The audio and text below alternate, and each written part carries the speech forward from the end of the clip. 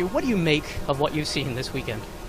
Well, I think we all know this started with truck drivers and people who are supporting truckers upset at the mandates. But I think what's happening is this is overall a big protest against the government's response to COVID. I think people have had enough, rightly or wrongly.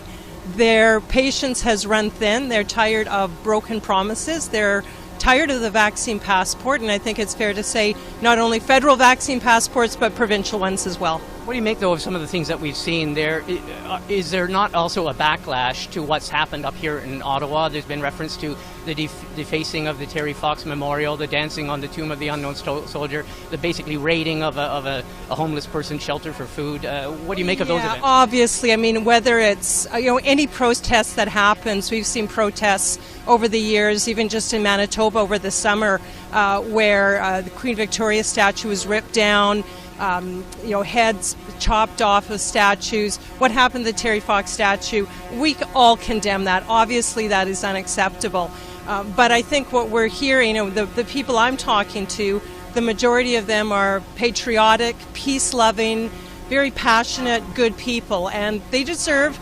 The Prime Minister needs to hear them. The Prime Minister needs to listen to them and give them some respect instead of just discounting their views as unacceptable. They deserve some respect. Your leader, Aaron O'Toole, said it's time to turn the temperature down. Do you think this has turned the temperature down, or has it further polarized people? Because a lot of people here in Ottawa, for example, and some people across the country are not pleased by what they see in this demonstration. Well, I'll tell you, when you tell a group of people that they are racist and misogynist because they disagree with you, which is what the Prime Minister's done, that raises the temperature. I really want to see the Prime Minister of this country start to bring the temperature down, show some respect to people that he might disagree with, but he needs to listen to them, and I believe that that's what's going to turn the temperature down. I've got to head into my meeting. Thank you for very chatting. much. All right. Have all of the restrictions, public and otherwise, and mandates brought down. What do you think the response in the House of Commons will be today? Look, I think at the end of the day, Canadians are tired. We're frustrated. It's been challenging 2 years. I understand that. I have the opportunity in the House today to give a reply to the speech from the throne, and I intend to use that opportunity to address what we're seeing today. But the suggestion that we should just drop any health-related protocol is completely ignorant to what we're seeing in hospital rooms across the country. With the amount of ICU cases that are tied to people that are unvaccinated, we need to continue to make sure that those protocols are in place until we're able to get through the Omicron wave and be able to move forward.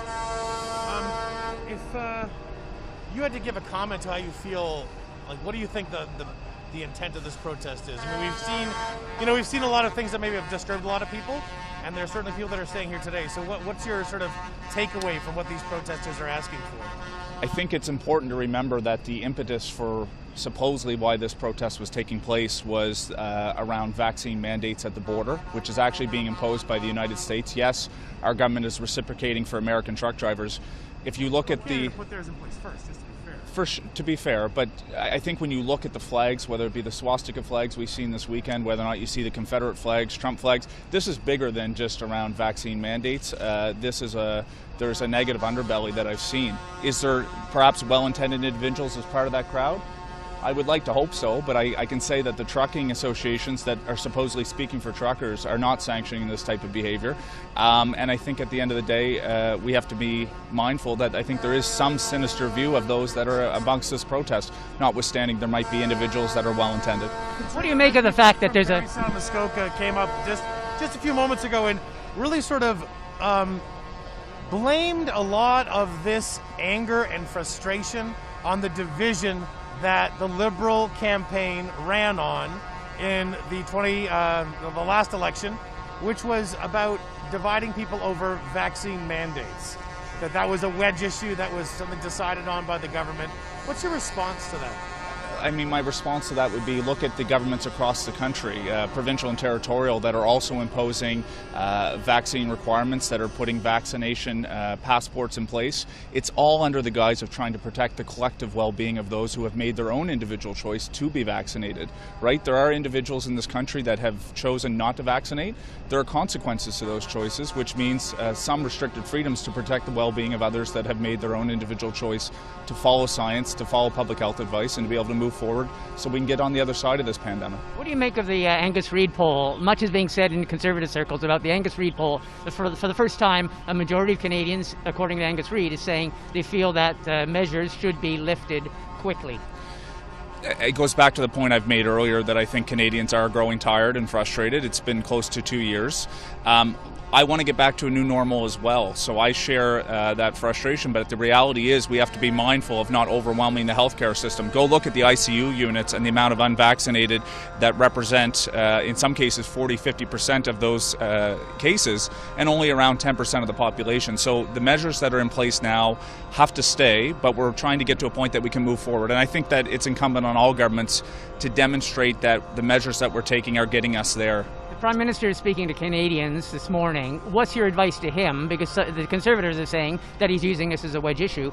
Faced with this protest, faced with the kind of divisions that it has revealed, what's your advice to the Prime Minister and the kind of tone he should have? He's being criticized for calling these people marginalized. Look, I think all elected officials, not just the Prime Minister, we all have to be mindful of trying to balance the fact that there's a lot of emotion out there right now, and I suspect that the Prime Minister will strike that tone, and I fully support him.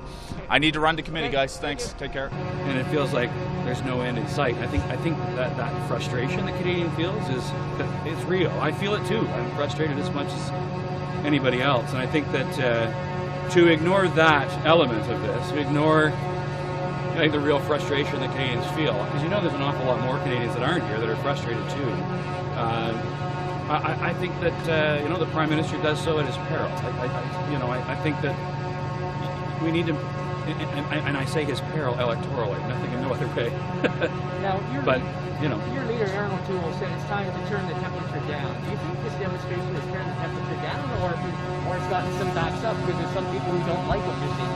Yeah, no, I think the entire last few days have just gotten more people's backs up. Actually, and I think that what's missing, and frankly, what I think has been missing in our political discourse for decades really is more conversation and less partisanship and vilifying our opponents for political purposes. When this started, we were all in this together. That was the language.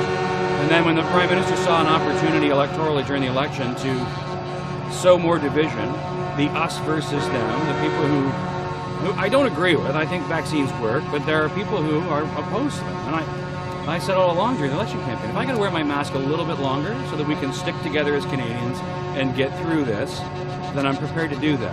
But what about the major message here, though, is anti-vax? What about that as a liability for your party? I mean, most of the people we talk to here are just basically anti-vaccine, anti-vaccine mandate, and even anti-mask. Well, I think that our party's been clear all along that we're not in favor of vaccine mandates. We encourage everyone to get vaccinated. I've been, as I said many times, I'm double vaccinated. I believe in vaccines. I actually trust my doctor, not just when it comes to regular everyday health issues, but also on this one, and I think everyone else should too. But I think we've been very clear all along, and I have certainly too, that the government can't force people to have an injection.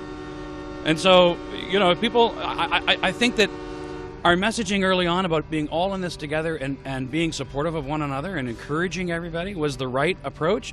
But all that changed in the election when all of a sudden it was us versus them for electoral purposes. It was a disgusting display by the Prime Minister, and we're seeing the results of that. And it's been going on for generations, but this is just the most recent example of it. He was more interested in winning a few more seats than he was in bringing the country together. Au sujet des propos de M. Trudeau tout à l'heure, j'imagine que vous les avez entendus. Vous en avez pensé quoi de ces propos par rapport aux camionneurs? Bien honnêtement, j'ai sourcillé un petit peu en entendant M. Trudeau dire que ces gens-là rouspétaient, les gens qui clairement veulent se faire entendre, c'est pour ça qu'ils sont dans la rue devant le Parlement, qui ont des revendications de toutes sortes, des revendications pour le gouvernement Trudeau, mais aussi pour le gouvernement Legault. Alors, je pense pas que si on veut désamorcer la situation, c'est la bonne chose à leur répondre. Je pense qu'on doit entamer un dialogue et surtout, en tant qu'élu, autant du côté du gouvernement que de l'opposition, on a une certaine responsabilité à peut-être appeler à l'unité, appeler à la solidarité, mais aussi rappeler pourquoi les mesures sanitaires qui sont en place en ce moment, elles ont lieu d'être, elles sont encore légitimes pour pouvoir se sortir de la pandémie. Alors peut-être que c'est un message comme celui-là que M. Trudeau aurait dû passer plutôt que de dire que les manifestants rouspètent et qu'on ne cédera pas à l'intimidation ou à la pression. Vous trouvez qu'il met de l'huile sur le feu? Sans peut-être mettre de l'huile sur le feu, parce que pour avoir passé devant le Parlement, moi-même, j'ai trouvé que les gens manifestaient de façon assez pacifique, mais quand même, je pense pas que c'est ce qui va faire en sorte que les manifestants vont décider de quitter la rue. Je pense que ça leur donne une bonne raison de rester ici, tant et aussi longtemps que M. Trudeau leur apportera pas un petit peu plus d'attention, il leur donnera pas une réponse un petit peu plus claire. Là. Est-ce qu'il doit faire des compromis, M. Trudeau? Bien, c'est difficile parce que les revendications, elles sont de toutes sortes. Ça a commencé, bien sûr, avec la vaccination obligatoire pour les camionneurs. On sait que si M. Trudeau recule par rapport à ça, ça ne va pas changer grand-chose parce que la mesure est en vigueur du côté des États-Unis aussi. Donc, il faudrait voir quelles sont les revendications principales. C'est une situation assez particulière, là, un mouvement qui, comme je le disais, qui a pris de l'ampleur et les revendications sont tellement nombreuses qu'on ne sait pas trop qu'est-ce qu'ils veulent au final ou plusieurs personnes veulent des choses différentes. Alors, je pense pas qu'on doit reculer par rapport à cette réglementation-là en particulier, mais quand même d'entamer un dialogue peut-être avec les manifestants, ça serait une meilleure chose à faire. Peut-être des accommodements. Certains disent les accommoder d'une autre façon, les considérer comme travailleurs essentiels, un peu comme avant, il y a quelques semaines. Est-ce que ce serait peut-être une avenue de désamorcer un peu la... Bien, on voit souvent le gouvernement Legault presque quotidiennement faire des mises à jour, expliquer pourquoi les mesures sont encore en vigueur, qu'est-ce qui va changer dans les prochains temps, qu'est-ce qu'on va assouplir. On a peut-être un peu moins vu M. Trudeau faire ça. Alors, pour les mesures qui touchent le fédéral, peut-être que ce serait une bonne chose de dire, bien, voilà ce qui est en place et pourquoi. Ça va être comme ça pour tant de prochaines semaines. C'est sûr que la situation elle est difficile à contrôler. On ne sait pas ce qui peut arriver. Omicron nous a frappés. On s'y attendait pas du tout.